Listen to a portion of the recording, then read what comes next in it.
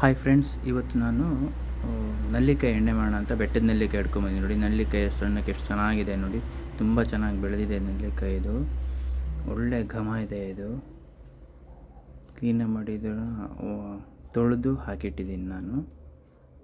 ಇದು ಎಣ್ಣೆನೂ ಮಾಡ್ಬೋದು ಇದರಲ್ಲಿ, ಆಮೇಲೆ ಒಣಗಿಸಿ ಡ್ರೈ ಪೌಡ್ರು ಮಾಡ್ಬೋದು. ಮತ್ತು ನಲ್ಲಿಕಾಯಿ ಸ್ವೀಟಿಗೂ ನಾವು ಇದನ್ನು ಉಪಯೋಗಿಸ್ತೀವಿ. ತುಂಬ ಚೆನ್ನಾಗಿರುತ್ತೆ ನೋಡಿ. ನಾನು ಅದನ್ನು ಜಜ್ಜಿ ಚೆನ್ನಾಗಿ ಮಾಡಿ ಇಟ್ಕೊಂಡು ಆಮೇಲೆ ಕೊಬ್ಬರಿ ಎಣ್ಣೆ ಹಾಕ್ಕೋತಾ ಇದ್ದೀನಿ.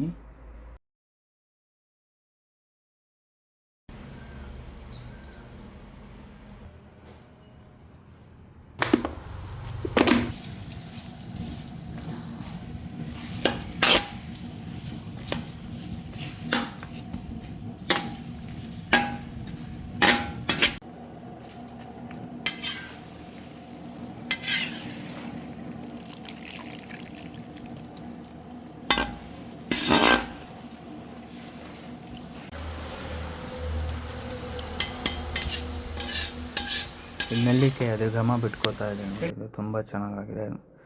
ಆಮೇಲೆ ಇದನ್ನು ನಾನು ಸೋಚ್ಕೊಳ್ತಾ ಇದ್ದೀನಿ. ತುಂಬ ಘಮ ಬರ್ತಾ ಇದೆ. ಇದು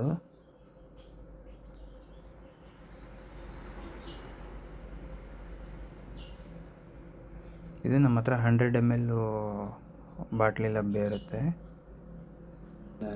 100 ml ಮಾಡ್ತೀವಿ ನಾವು, ಅದ್ರ ಬಾಟ್ಲಿ ಲಭ್ಯ ಇರುತ್ತೆ ನೋಡಿ. ಇದು 1 ವರ್ಷ ಏನು ಹಾಳಾಗಲ್ಲ, ಯಾಕೆಂದರೆ ಅಷ್ಟು ಚೆನ್ನಾಗಿ ಕುದಿಸಿರ್ತೀವಿ. ಇದು